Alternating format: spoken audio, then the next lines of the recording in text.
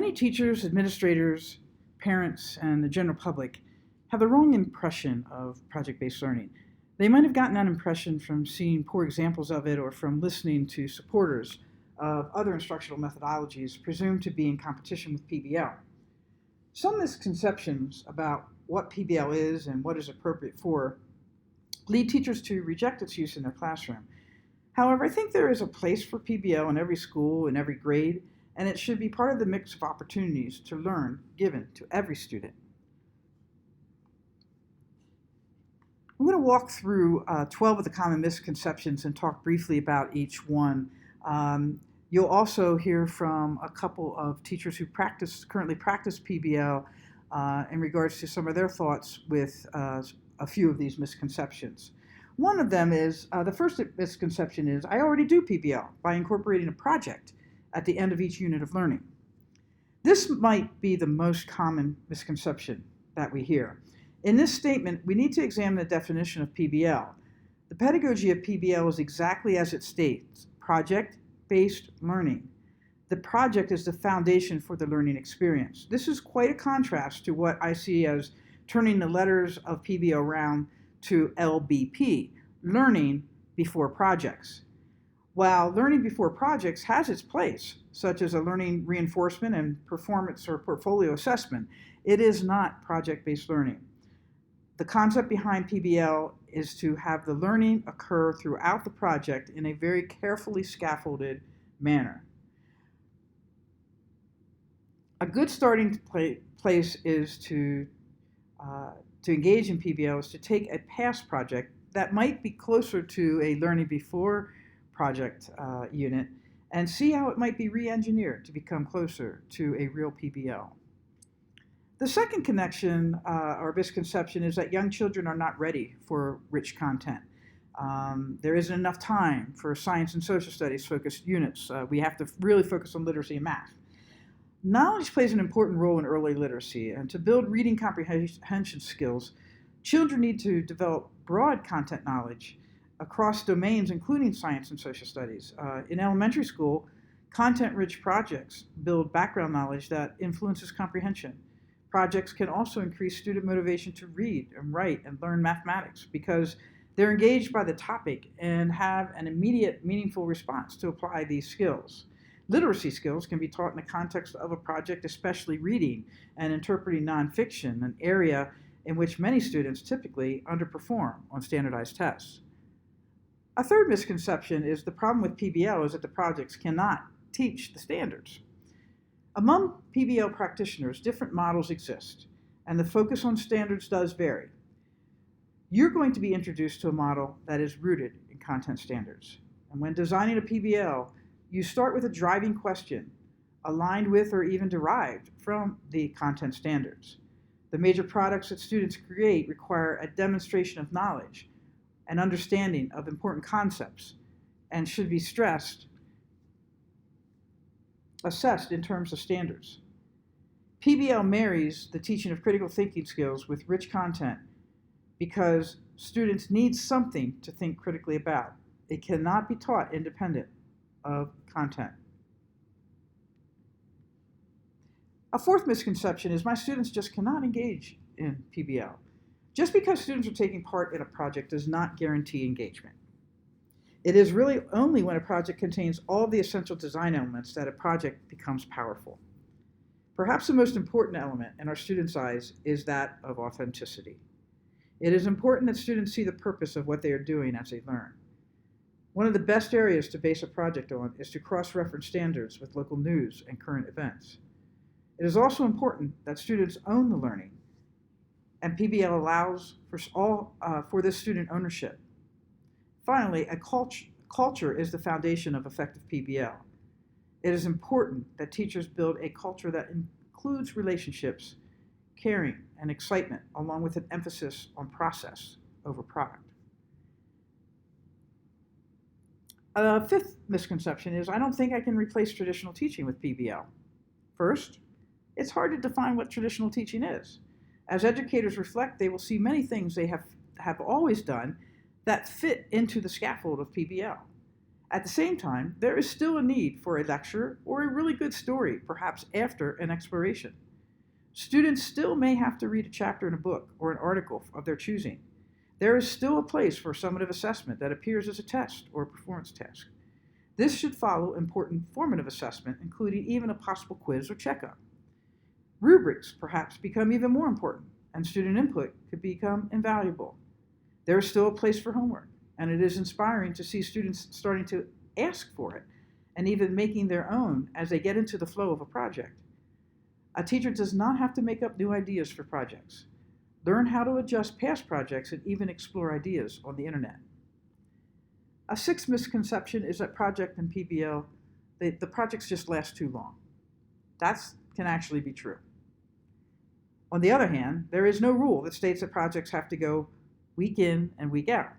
They actually can be as short as a couple weeks. In fact, when starting out, I suggest teachers begin their adventure with smaller projects. Watch for jumping into a project with too many ideas and over-planning that comes with that. Make sure that the project is based on standards, and these standards are carefully aligned for the opening entry event to the final assessment. Do not spend significantly more time on a project than might be used in a traditional delivery. If there is a temptation to grow the project, make sure that the additional standards are part of that growth. A seventh misconception is I cannot design cross-curricular projects because I only teach one subject. Keep in mind that PBL does not have to cross disciplines, nor does it require teaming. PBL can be part of a single subject classroom. In fact, I often suggest that keeping it to one discipline for teachers first starting down the PBL pathway. Another misconception is I cannot fill my year with PBL. You're right. A year does not have to be filled with PBL. There are some schools that are built on a total PBL culture, and because of that, will have projects from the start to the finish of a school year. On the other hand, many schools have teachers practicing PBL and may not see this practice as door-to-door PBL all year. A suggestion I would give to you is, in this exploration, is to plan one in the fall to implement in the spring. And then after you experience it in the spring, maybe next year you could implement one in the fall and one in the spring. You go at your own speed in terms of how much you want to engage in PBLs.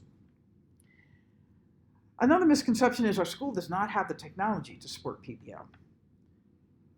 I think here you need to consider the definition of technology. Many educators think that the introduction of digital technology with computers and devices began the idea of technology integration in the classroom.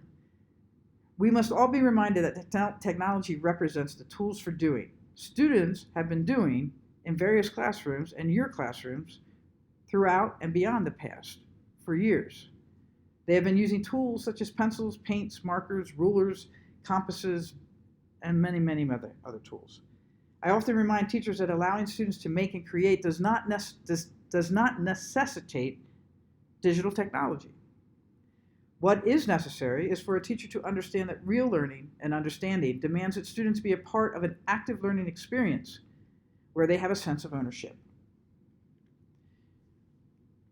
Another misconception is that PBL does not provide the rigor students need in order to be college and career ready. From my experience, I have actually found the contrary. Rigor should not be defined as more work, but instead should involve work that incorporates deep and engaged learning opportunities. Often, true rigor can be difficult to incorporate without authenticity and true student buy-in. Watch students in a classroom that are truly in the flow of learning, and you will also find rigor. With rigor comes perseverance, student regulation, passion, and a deeper understanding of the content. As students are engaged in projects, the never-ending inquiry and the sense of creating and solving with a real purpose develops a culture that promotes a drive for success. Perhaps we also need to look at the idea of college and career ready. I think it should be stated the opposite, career and college ready. If we start thinking of career possibilities, the important 21st century skills become even more apparent. PBL often allows students to discover their passion And this newly found passion will produce a rigor that drives and prepares students for the next path, whether it be college or a different, amazing post K-12 experience.